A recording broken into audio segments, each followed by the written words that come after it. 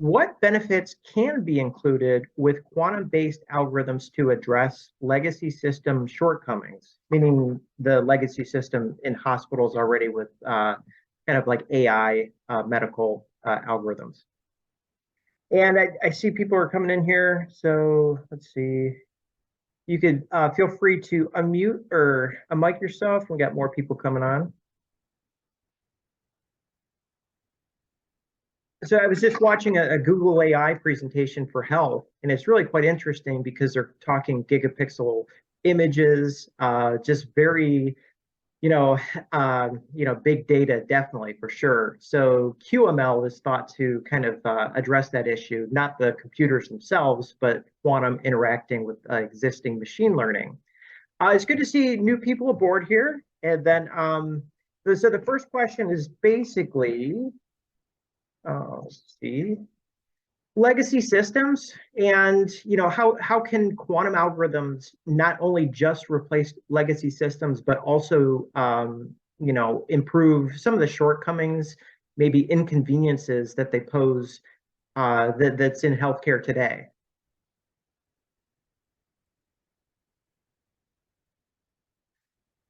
And this is definitely a budding area, not even before quantum came, bigger data for sure, but just it's the results really. I was watching this Google AI presentation, and it's basically sensitivity, specificity. If you have that, you basically have a better F1 score. And, that's the whole goal, is basically to get, better results than that we can do alone. Any input with that? You can go ahead, Michael.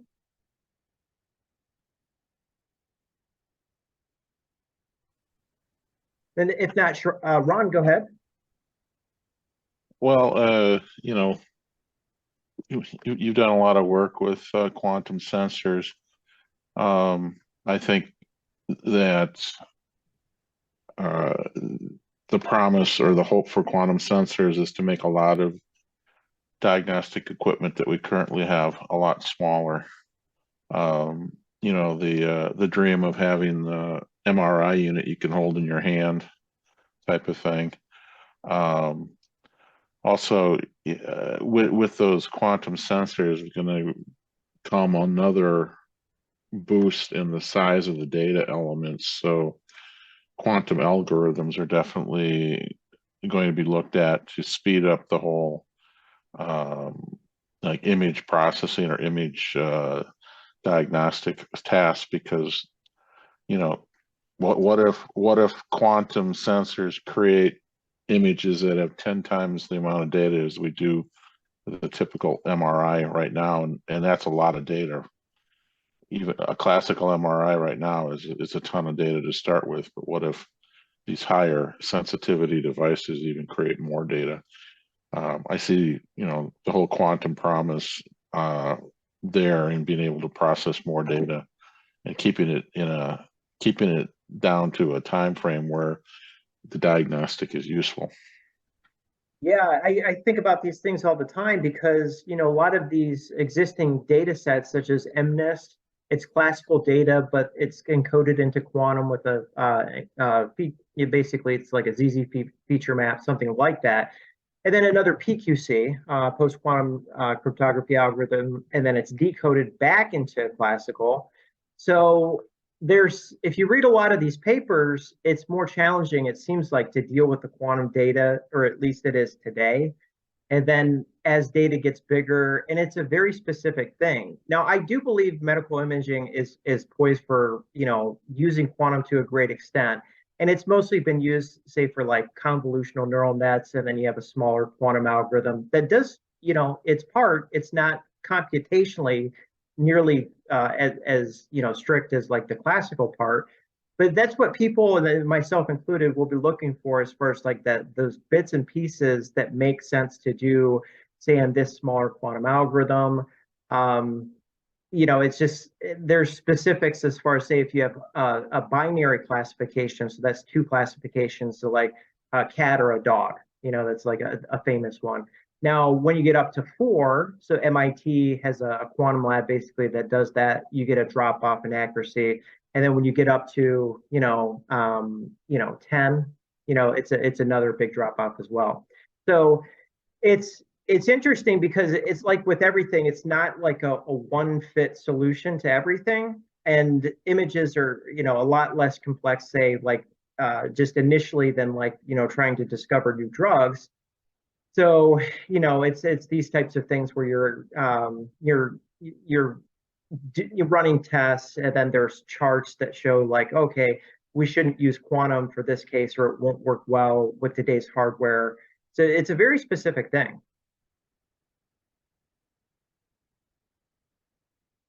And then I saw a new person came on here, so Sham. So basically, this question is, let me get to this folder here. So, what benefits can be included with quantum-based algorithms to address legacy system shortcomings? And it's a question aimed towards, like, if you were to pitch another classical algorithm, but now we have quantum, what can we do that that classical algorithm would pitch for as far as convenience, these types of measures? Tell me some experimental things that quantum is trying to solve and has initial success at solving. Then I can extrapolate that and say what would be desirable. Oh yeah, I mean, you're looking at performance and efficiency boosts, and it's for specific applications. It won't do it for everything, but say with imaging, maybe a little bit more flexible than some of the other life sciences that's being looked at. So say, for instance, like performance-wise, if you were compare it to CPUs or GPUs, those are significantly, they take up more room if the quantum task is meant for it. And then it's also more efficient. So it's bidirectional instead of unidirectional. And, you're basically, I put together like 6 or 7 advantages that I found in literature for imaging. And you just go through all of them and say, okay, would it make sense to use quantum in this specific thing? Now, keep in mind, quantum real hardware is still limited in qubits. And, it's just, most of it's run on quantum simulators, meaning classical computers, however that might be a benefit. But yeah, I would say the main 2 things for images is basically that is higher. So if you have a kernel size, as you slide across an image with like a convolutional neural net, you can get much, as you grow in kernel size, you're not growing in time that it would take to install that or to implement that, to run it, as if you did it classically. That's more exponentially.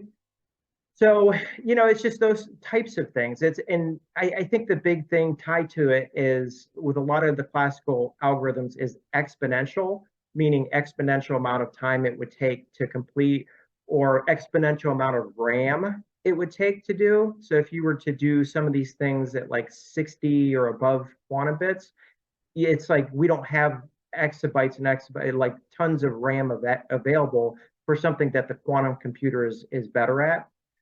So, yeah, I mean, without going into all these papers, it seems like it's a very, as the hardware emerges, it just makes sense to, definitely install quantum, do hybrids, have this part do the CPU, GPU, and then this part do the QPU.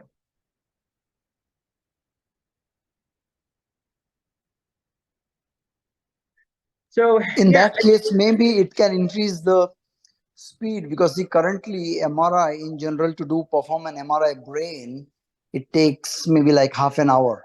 Now there are some new things that have come up very recently. They are just starting to come into clinical practice, where you can complete an MRI brain in maybe 15 minutes. So they've knocked off maybe half the time, but still is 15 minutes.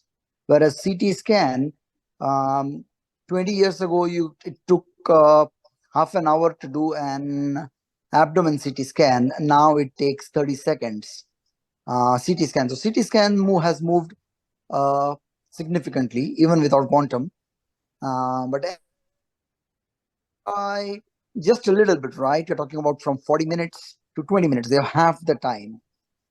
So that is one. Plus, there are complex MRIs still, which are either not possible or take a lot of time, like functional MRI. MR spectroscopy. And the new MRI is coming where there's a lot of quantitative data. Radiomics, if you heard about radiomics, Yeah. Radiomics is like data which we can't even see. Human eye can't even see. The computer just generates, and computer itself analyzes it and just gives us the variables. So those kind of things still are taking a lot of time. So that's something where quantum may come into a picture. Okay. In the rest of the domain, actually, functional imaging is because see, MRI is still anatomic, right? MRI just sees anatomy; it doesn't see function. So there is a lot of need for functional imaging, and molecular imaging is trying to capture that market, like molecular imaging of receptor imaging, receptor imaging, those kind of things, and how quantum can help that, because that comes outside the domain of MRI. Actually, it comes Yeah. more like nuclear medicine. But in MRI, I think what quantum can do, maybe increase the speed and bring in some new capabilities which we can't even imagine now, right? We only imagine what we know. Right. Yeah, I would say a lot of this stuff, it just rings a bell. It's Fermilab. So they do quantum sensing, they do quantum computing for MRI analysis. And that's right in the region where Ron is, the Chicagoland. And so you have the University of Chicago too. Now, I was listening to a podcast before, and they said basically single molecule detection is something that's within realm, that they're talking about. You mentioned that molecular imaging. And there's Bosch. They're working on quantum sensing. Quantum sensing basically it's an allowed a lot closer proximity to the patient as opposed to like squids or OPM and megs you probably know of. And that's the thing, is like all these things have kind of been touched on, like quantum radiomics and even Q-GANs, quantum GANs to generate artificial images. So it's just a matter of time, but we're also talking regulatory too, to get something in. I do know for MRI with the number of scans, and it's still taking 30 minutes to do, there's a company called Subtle Medical. And what they do is they only look at a couple scans, if that, and then using AI, conventional AI, they can turn that image into something that looks like an image, but that you would have gotten 30 minutes later. So I know for sure that's being used. And, for me, you can't make these blanket statements anymore as far as like, for sure, quantum sensing will do this and quantum computing will do this for images. It's oftentimes a very specific thing that it excels in. So say, for instance, these 7 papers that have done the convolutional neural nets with a small little quantum circuit that helped by 3 to 5% in accuracy, that's a specific thing. And the big things probably won't be available right away, as far as doing a full convolutional neural net, fully connected, these types of things. And it just depends. It depends on the model, like the image size and the type of data. One of the IBM's, one of their convolutional neural net, their models is just a 2x4 image that's artificially created, and they add some noise to it. And the biggest I've seen, is like a 28 by 28 MNIST. And then that, of course, gets reduced by half and then goes on and, does specific things. But, there's like the overarching thing is basically, are only quantum simulators, meaning classical computers running quantum mechanics, going to be accepted into medical healthcare, medical imaging? Or is there some type of hardware that's going to come in too that's good enough, like ion trap or maybe even gate-based superconducting? But I think that's kind of where it's at, as far as you'll start to see more and more of these, they're simulated on classical hardware, which is noise free, but it's really slow and it's limited in qubits. So say like my account, I don't know, like if you run 20, 30 qubits, that's a lot of RAM, that you're allowed to run. And then so you get up to like 40 qubits. It'll let you, I think, up to 62, but that's in very rare cases. But I've seen 40 in literature. So anybody else we haven't heard from? And I just wanted, so a qubit is a quantum bit, and then basically it's oftentimes associated with performance, because the more quantum bits that you have, the more entanglements you can have as well. So that's the upside with that. So in a lot of these papers, you'll see that as far as like, wanting to do wider circuits, which is more qubits, and then deeper circuits, which is more layers. And then anybody we haven't heard from, Bahar, or you can go ahead again, Ron. I was going to mention that we've talked about it in the past, that diagnostic imaging like MRI actually has several steps in the process. The initial step is data acquisition. Something has to turn the raw data sensor into viewable images that can be just viewed. That's one step. There are probably things that quantum can do there. And again, if quantum sensors start becoming a player in that game, there's going to be more data, so there's going to be a bigger need to get that image acquisition done as fast as possible. I believe the gentleman who was, I'm not sure he's still here, he was saying it could take up to 30 minutes.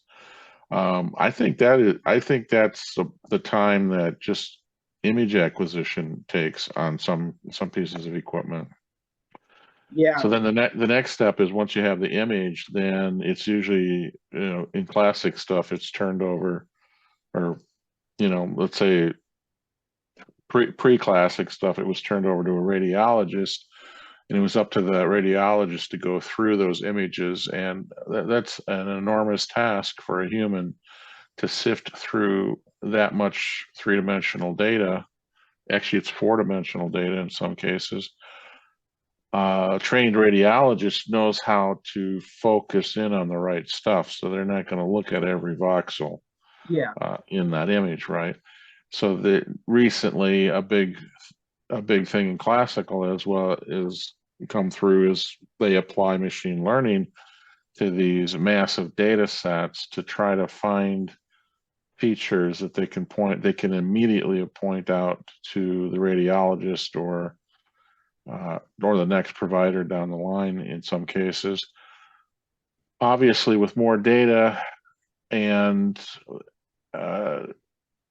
the need for these machine learning things to run faster and faster, quantum machine learning probably will kick in, so they can speed up the references or the inference engines, and also speed up the training mechanisms, because this is one area where there's so much variety in medical imaging that they're going to have to start adopting techniques where they're doing constant retraining or recurrent training of their models, so they can keep them up to teach these models as much as they can about the information.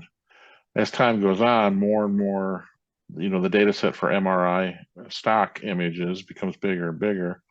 So, but again, what happens if the size of those data of a single image goes up by a factor of 10, because they have that much more information, because they have better sensors? Quantum is going to pretty much have to be part of that, I would think.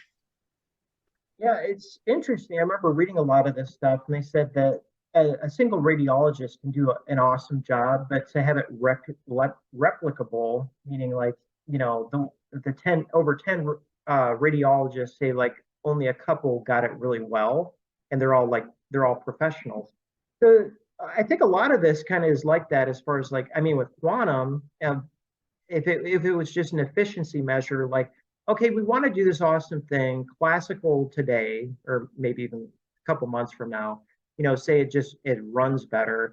However, it's extremely expensive. Quantum can go farther with it, with more parameters. Can't do the accuracy, but can run at a fraction at a cost. And I'm still talking hybrids here, so it'd be, more QPU and less CPU. So it's that kind of stuff that's just, worth thinking. And again, I still think that we're whiles away as far as having a real quantum computer, being in the thick of it with clinical trials or FDA, approved, these types of things. But there could always be breakthroughs. And besides ion trap, I guess the one I hear the most is the silicon spin qubits, the one that you could put straight off the assembly line in Silicon Valley, basically qubits and semiconductors. So anything is possible. And I would say is like, any researcher, and I'm not sure as far as how you can take it, because I was pleasantly surprised to see, these 7 published works, anywhere from dementia to brain tumors to breast cancer to chest x-rays for COVID. And they're all doing the same kind of thing. It's just a standard convolutional neural net, and then this specific, small quantum circuit that's doing encoding and measurement as well. So it's just more efficient to do that on regular hardware. So it's going to be a thing that a lot of people focus on, but as with anything, many people will be shooting for the stars in expectation of the hardware and sensing and all this to come around. But you have to think about what all is involved with quantum computers. You have coherence time, you still have noise, within the system. You have noise from outside the system. So, like I said, it just depends, because NSF still says that we'll have a practical quantum computer this year, but sooner the better, right? And it's April, and who knows? This could be the summer of quantum. I think I heard a reference to that, or at least picking your projects, what you want to do. So, anything for anybody else, Bahar? Or then I had another question here. So basically, says, to what extent will clinical, financial, and administrative factors play a role in reaching a billable product? And we can come back to that if you had something, Bahar.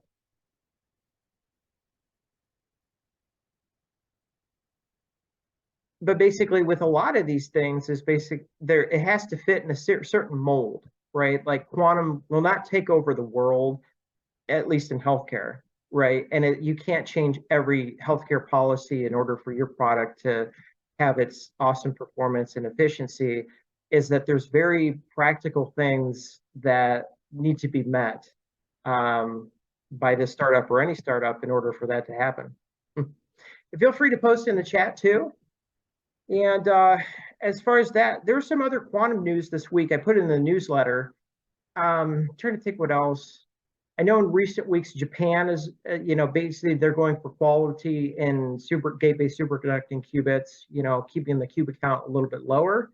But they came out with these big papers, Ron, and I've discussed this before, and they're basically, diamond quantum sensing, an order of magnitude better signal to noise ratio, and that's in like say a rat's heart, so cardiography.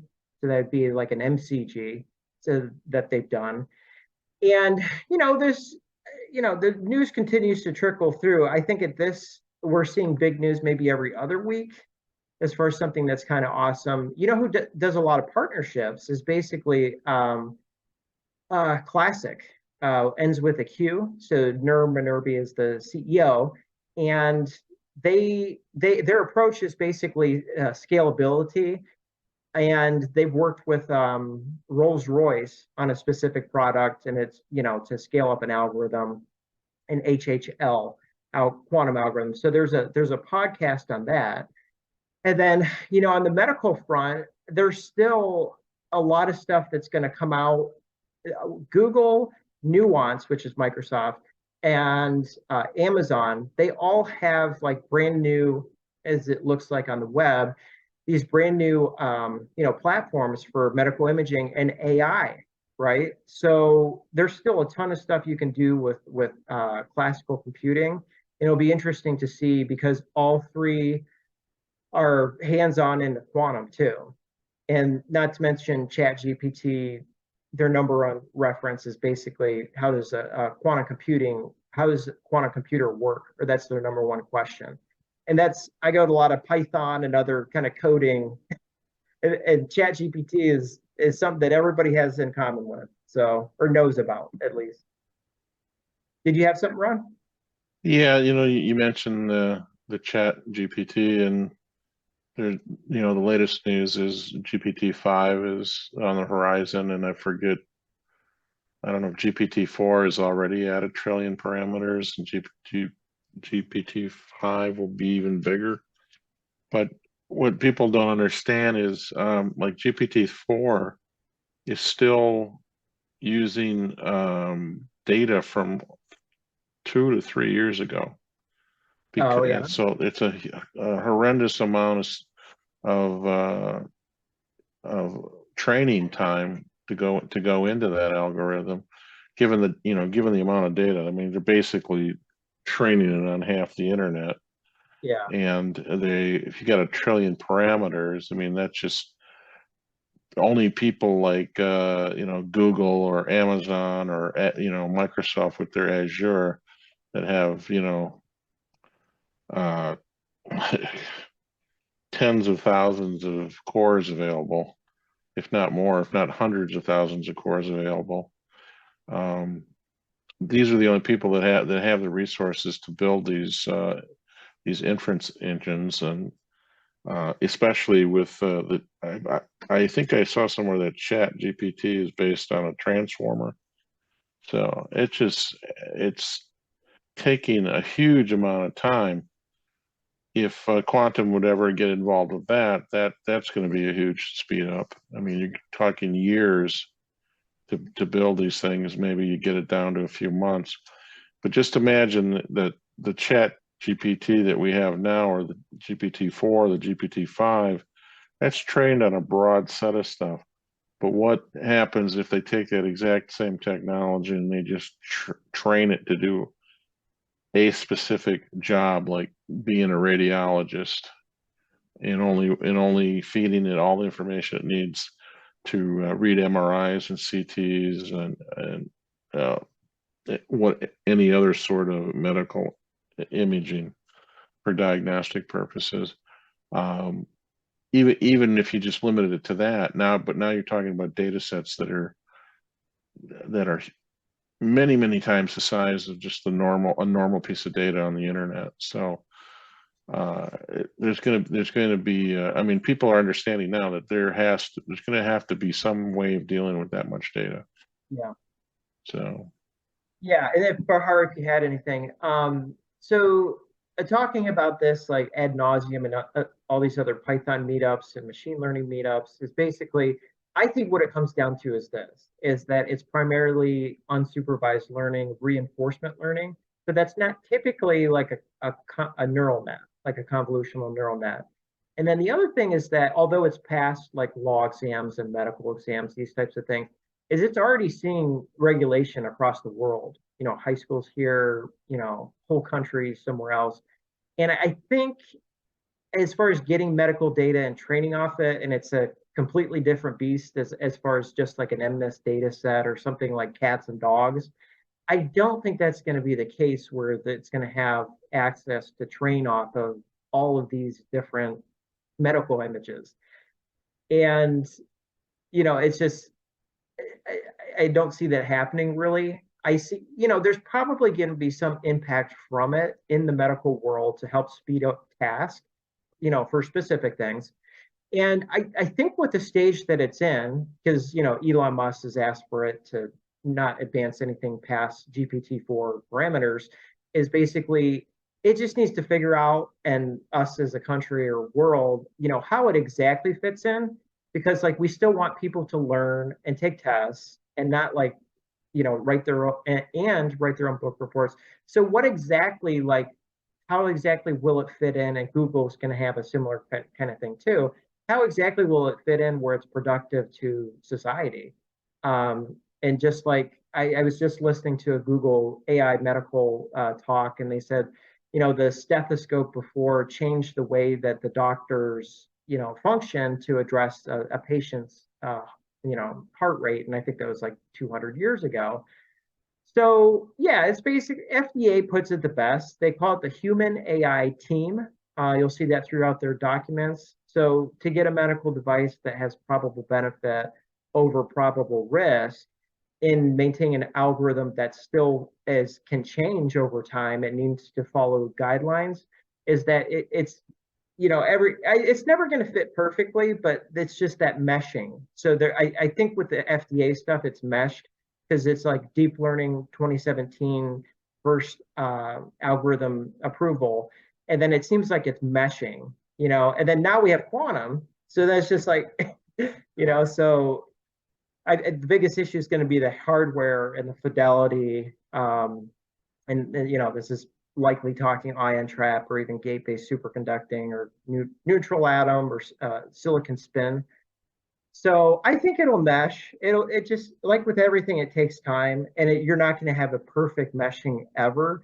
But I think we'll get to the point and say like, oh, okay, it makes sense for this employee to do this specific task, and then they use the AI so they're not up, overnight for 3 nights straight trying to figure out something. And it's typically deemed as ethical, by what other organizations are doing anyway.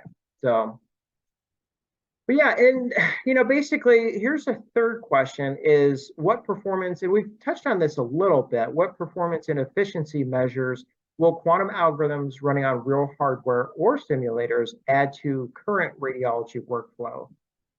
So, it's just one of these things, is just most people think of this question right away: quantum, awesomeness, put it into healthcare, images, what have you, anything in healthcare.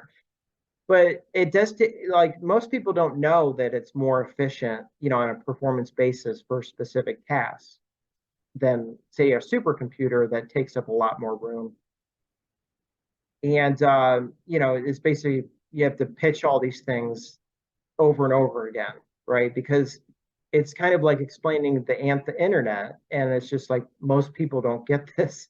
You say the word quantum, and they're even to like these Python groups, some are more receptive to it, some are warming up to it, and some will still take more time to accept it because it's either they got burned on it years ago, or it's just not something that's been talked about in a great light, so it just takes time. Yeah, well, quantum computers and quantum computing is a bit like the search for fusion, right? What the joke is, it's 10 years away and it always will be, type of thing. But I think at least with quantum computers and quantum computing in general, I mean, people are getting some work done. They're not getting the performance benefits that'll fit every financial model. And I think that was one of the questions you brought up. It's like, what's it going to take for a hospital to start using quantum hardware and quantum algorithms in their workflow for medical diagnostic imaging? And a big player in that, like it or not, is going to be the financing. They're not, the extra cost of involving quantum assets to work on those things has to be justified financially. Otherwise, it's not going to find its way into those things, and it's going to forever live in research departments across the world.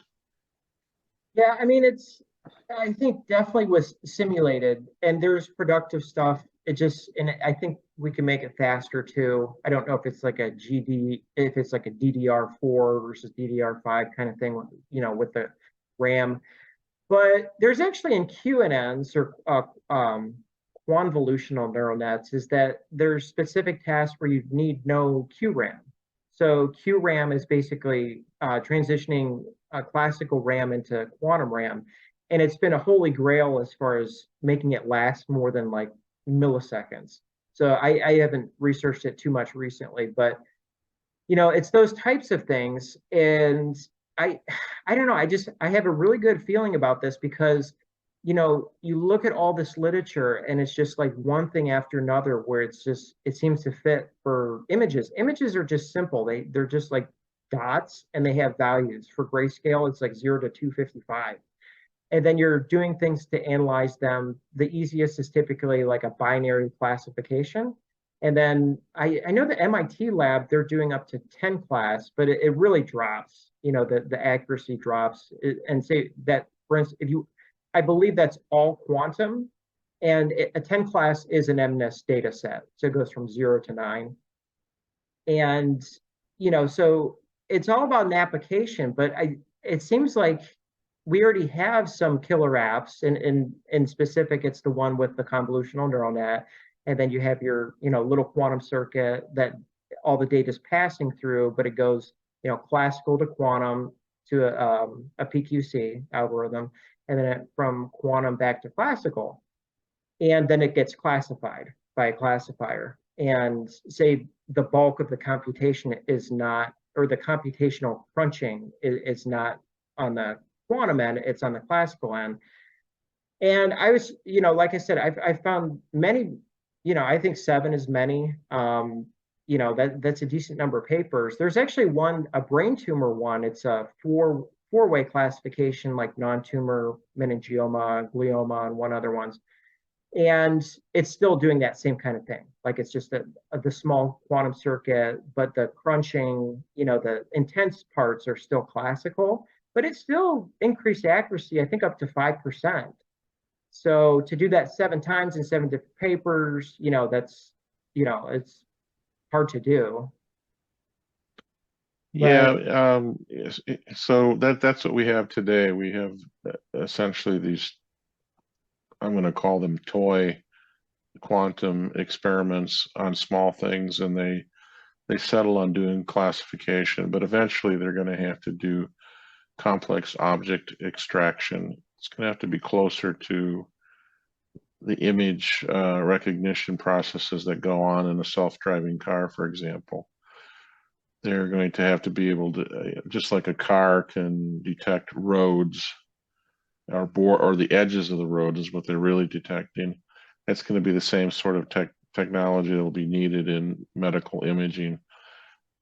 Just because, if someone's got a brain tumor and that's what you're looking for, it could be anywhere in the brain, right? So you're looking for those characteristic details, probably of the edges more than anything.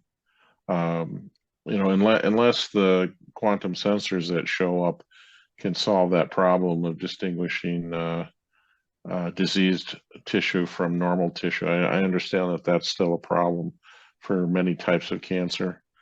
And then if we're talking about other diseases which are almost at the atomic or the molecular level, you're not going to be looking for a classification. You're going to need something that can actually find those roadways or those pathways in the 4-dimensional model and say, this is consistent with that.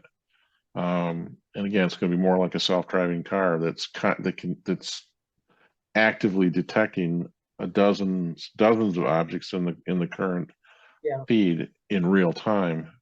The MRI, the diagnostics for a medical image don't have to be real time, but they're probably going to need this ability to go well beyond classification and do like image extraction or object extraction out of that data set. Yeah. So again, it all adds up to more performance, more memory, more everything. So yeah, I came across this video, actually. It put me over to their paper, and it's a bunch of Chinese researchers that are doing it on a fundamental basis. So it's basically saying in a binary classification, I think quantum's doing pretty well, but then they said for multi-class, like say the quantum curve, looks a certain way and the classical curve looks another way, and you want the quantum curve to be lower than the classical curve for multi-class classification. And they said that, it sounds like, that's being worked on and those types of things, but it was a very, probably one of the more complex presentations that I've seen in video form. And, just made me think, like, I know other labs like MIT they're working on 4 things. So for those that don't know, so basically you have TensorFlow, so that's Google. And then so TensorFlow Quantum is Google's basically like you can do machine learning on that. And on the other side, there's PyTorch. I don't think it's owned by MIT, but MIT's is called PyTorch Quantum, and they have 4 objectives that they have. So one of these objectives is basically to have this library similar to Google's quantum, based, version of this whole thing. And then there's 3 other things, quantum on chip, and it's and let's see, 2 of them are addressed towards training, and one of them is different, and then the other one's the library. But anyways, the whole thing is like, they look like they're on a roll. They had a lot of stuff last year, so I don't know when they primarily publish, but that's where I get these classification accuracies, because they said they'd have binary, which is 2 or 4 class, or going up to 10 class. And by the time they get up to 10, doing this quantum approach, it decreased quite sharply. So, that's the progress being made. I think with a lot of these things is the carryover from classical, where they say like, oh, okay, we'll do a 4 class, brain tumor, just using CNN or classical convolutional neural net, versus like a 10 class. You can go on Google Kaggle and they get over 10, for medical images at least. So like a 10 class classification or a 20 class classification. So that splits things up into, say, like brain tumor A versus brain tumor B, and then all the way up to like, 10 or more.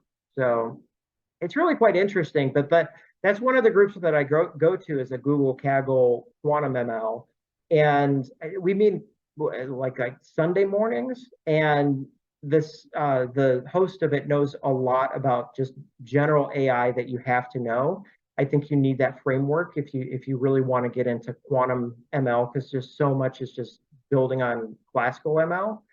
And it's just, it's just one of those things where even if you take an IBM Qiskit course, they'll first start teaching you about bits, and or bits and NAND bit, or I'm sorry, gates, those, all those gates. And I think there's only one quantum that's actually like the other classical gates. But yeah, it's building for sure. And everybody wants to go in and get an awesome quantum algorithm or get better percentages, but it takes weeks and weeks to learn this stuff.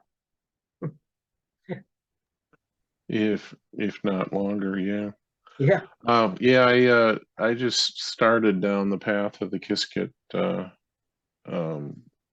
tutorial, or their online book.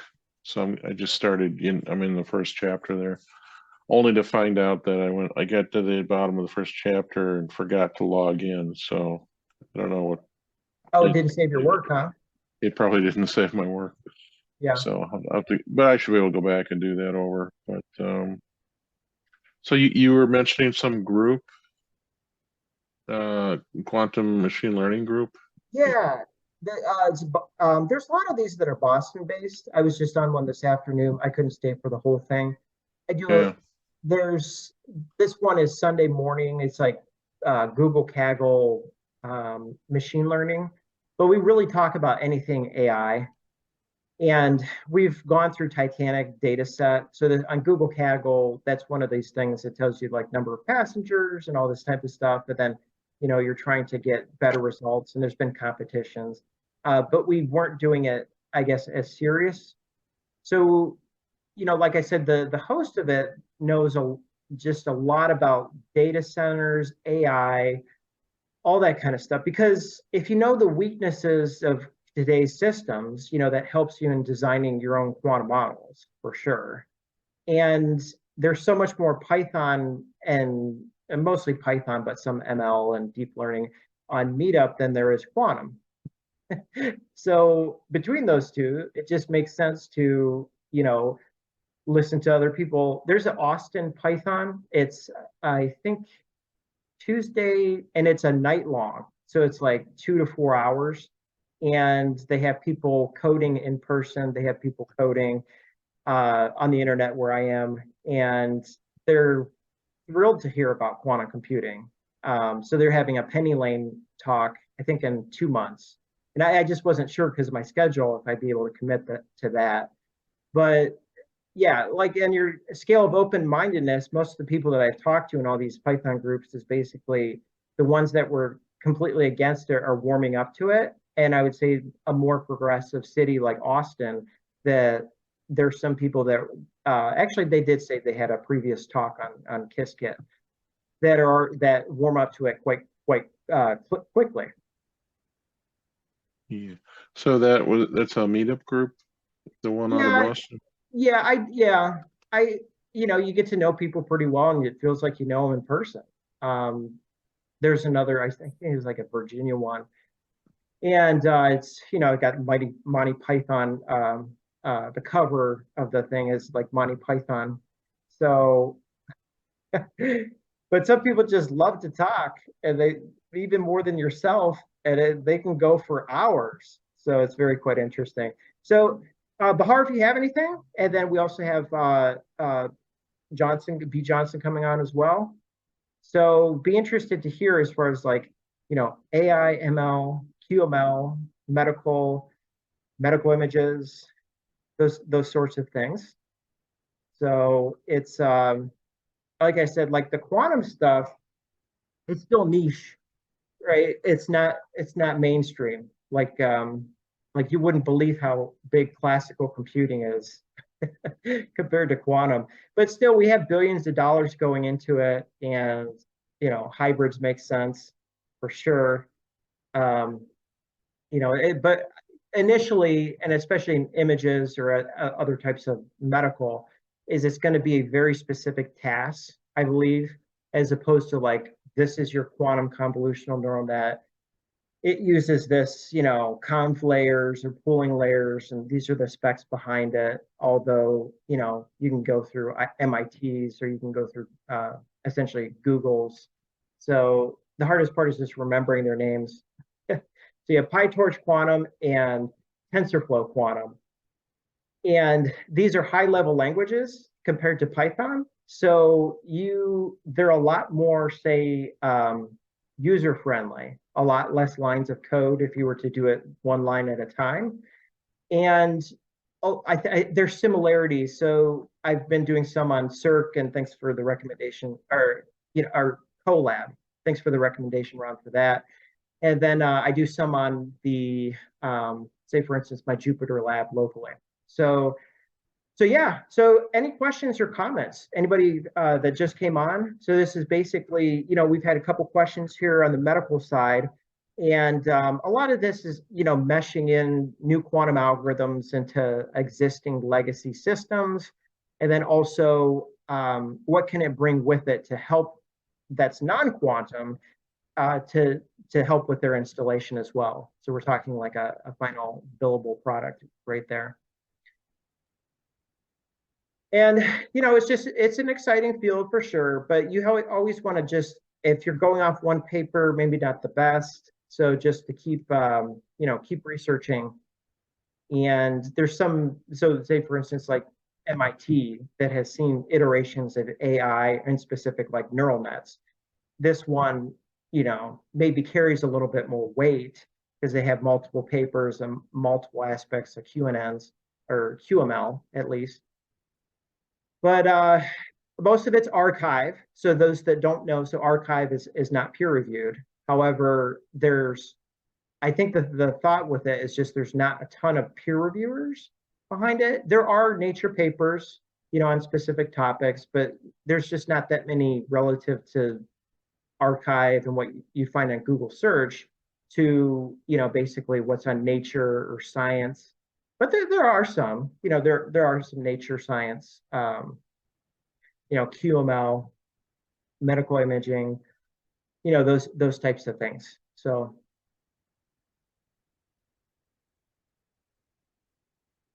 And, so that's basically it. I mean, it's waiting for the emerging quantum computer for this year. So this practical quantum computer for NSF. I've talked to other manufacturers. They weren't quite sure what that meant, so we'll see as far as like the magnitude of it.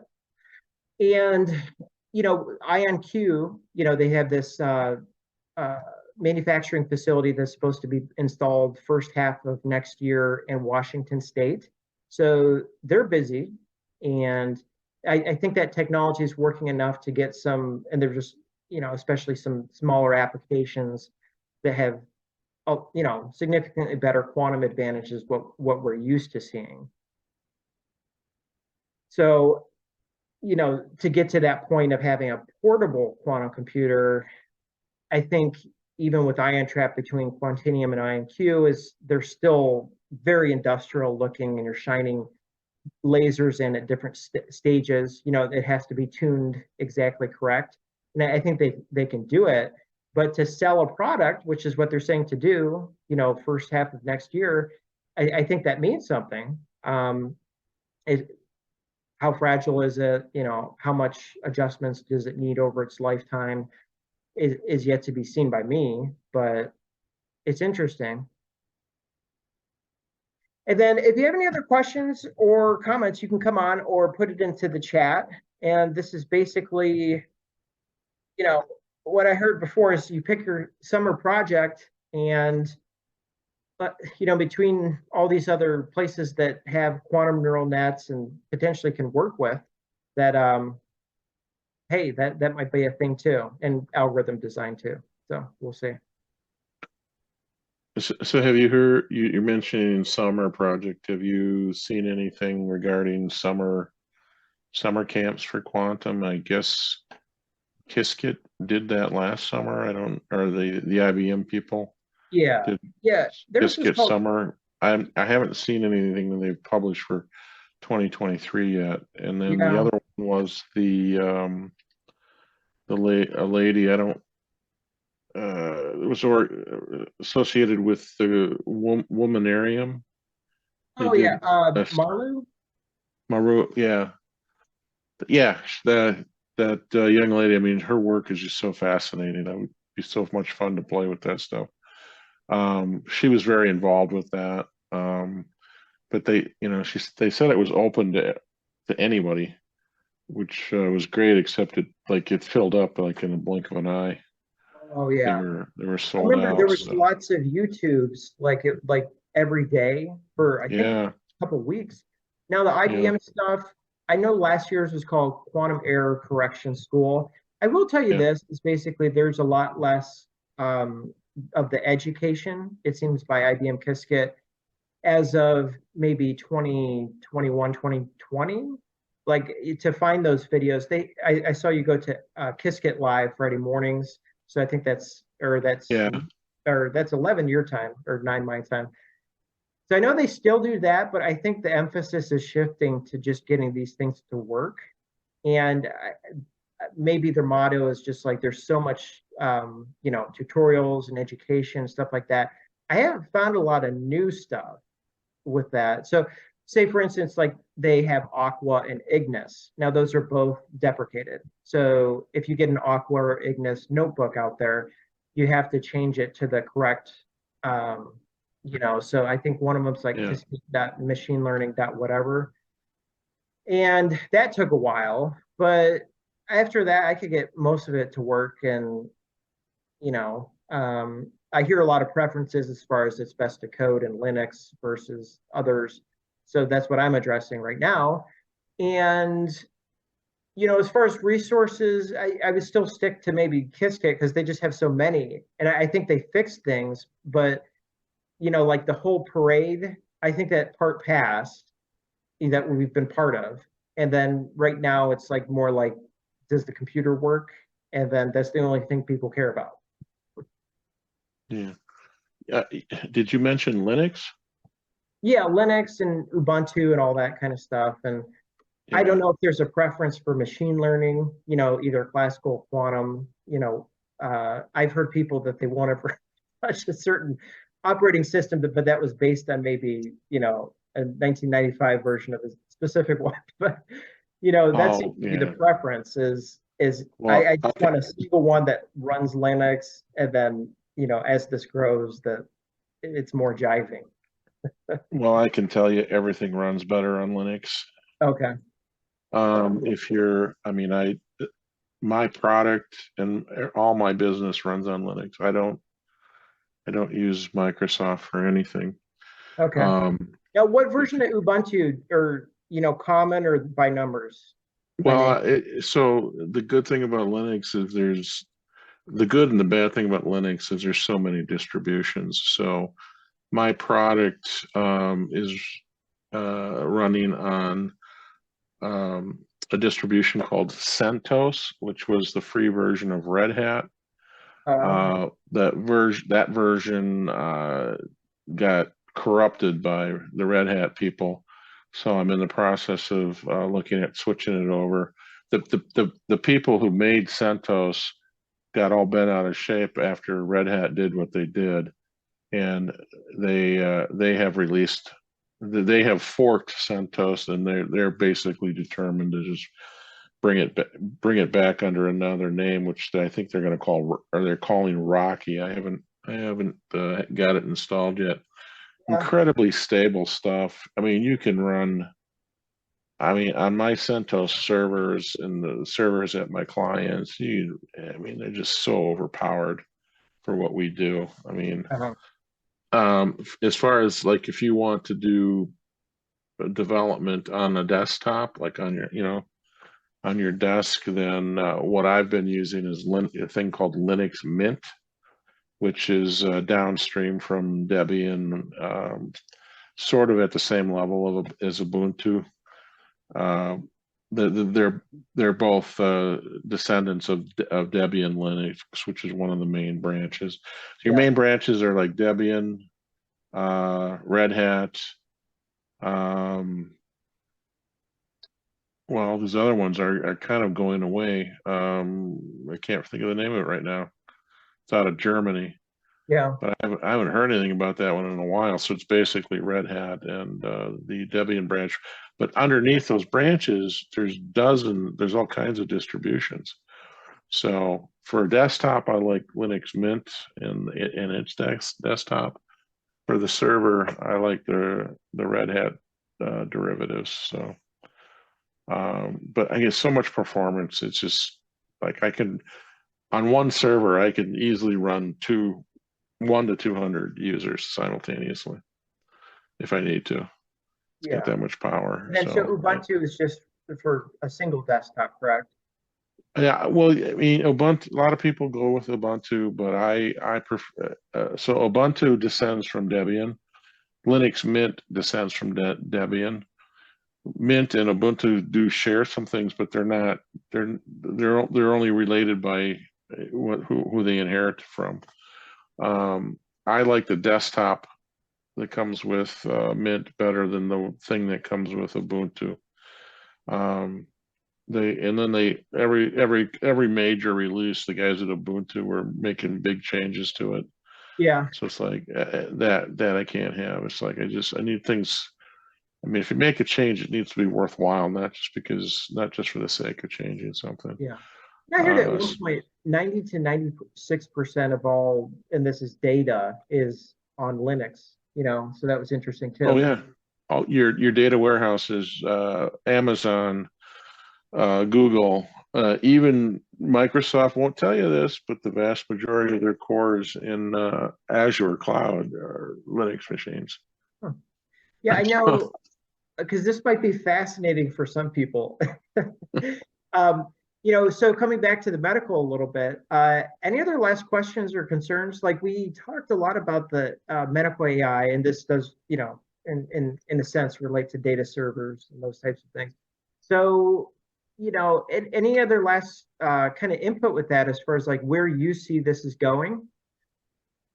I guess initially with any type of medical data, and I've shared my opinions, based on, images.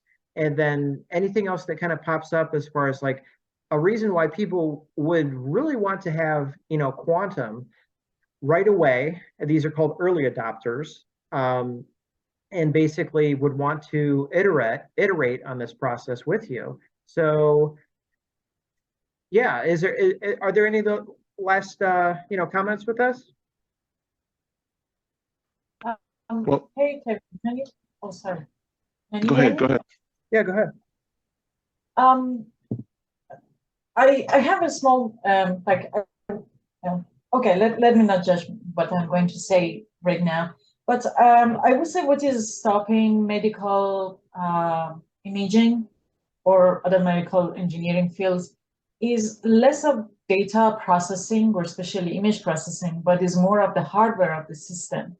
So I don't know if, for instance, for an MRI imaging, assume that if you get the data or the results after 5 minutes or 10 minutes or even 2 hours or overnight, for the patient, it really doesn't matter for me. So I believe as long as the hardware, I mean, the equipment of the imaging isn't going to become cheaper and more accessible, I don't know how much the real need will be for going towards quantum and making the data processing fast.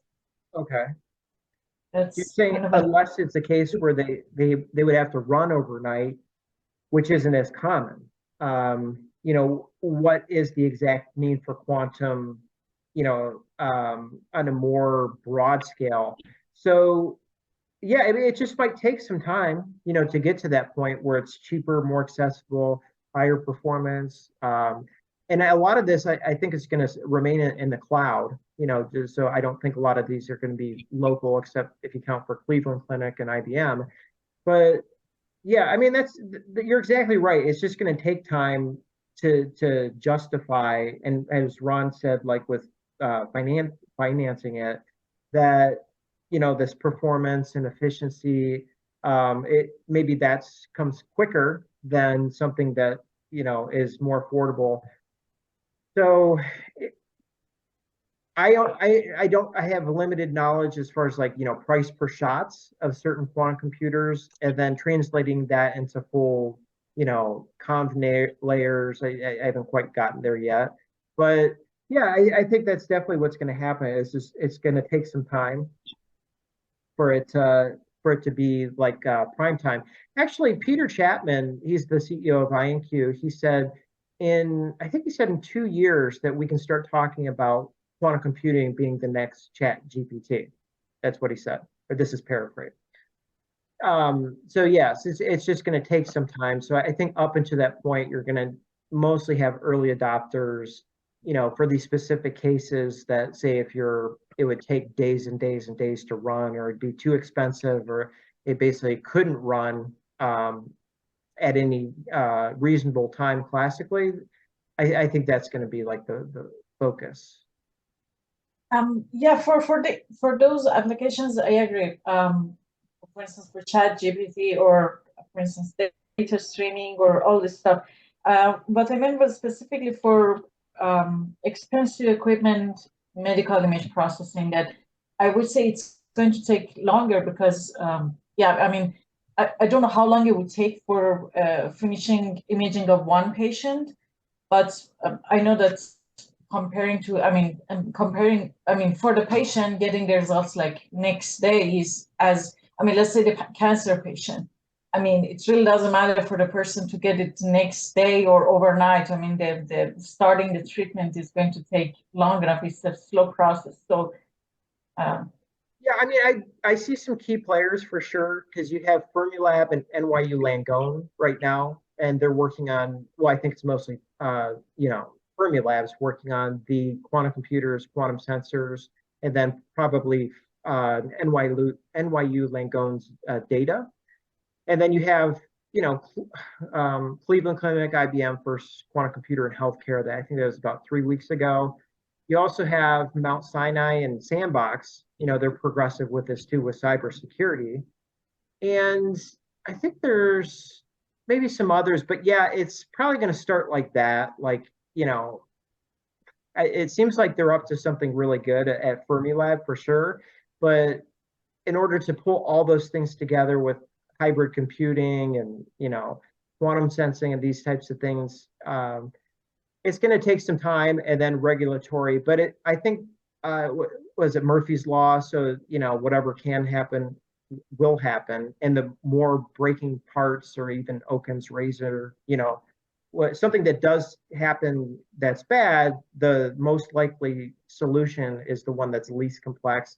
So you take all these principles and you think like, okay, we want to design things that are higher performance, higher efficiency, lower cost, and doesn't have as much or even has less chance of breaking. I think these are all things that they consider. Thank you. Anything else, Ron? Just final thought was, I think a breakthrough in quantum sensing may be a drive, even if the quantum computers aren't there. I see a lot of stuff going by in the physics world related to quantum properties of different materials. I mean, it almost feels like there's more work going on in quantum properties of materials and quantum sensors than there is in quantum computers right now. And also, the idea that what we have today is the MRI result might not be available till tomorrow. Part of that has to do with because they have to wait on a radiologist. Part of that might just be the equipment they have, but you may see one day that based on a conversation I had with a surgeon just a little over a week ago, surgeons are getting to the point where they just like, I don't want to examine the patient, I just want an MRI. So we may be headed towards a future where MRI is just a standard, or some sort of imaging diagnostic is just a standard thing that's done an hour before any surgery, period. But for that to happen, the accessibility's got to get better, the speed's got to get better, the cost has to go down. So yeah, very interesting. So lots of good points there. And the human factor too. We need this medical doctor at this time. Any other last kind of comments? And then if not, this has been discussion number 79, April 20th, 2023. Appreciate everybody's support, communication, everything. And have a good rest of your night and have a productive rest of the week. Take care, everybody. thanks, Kevin.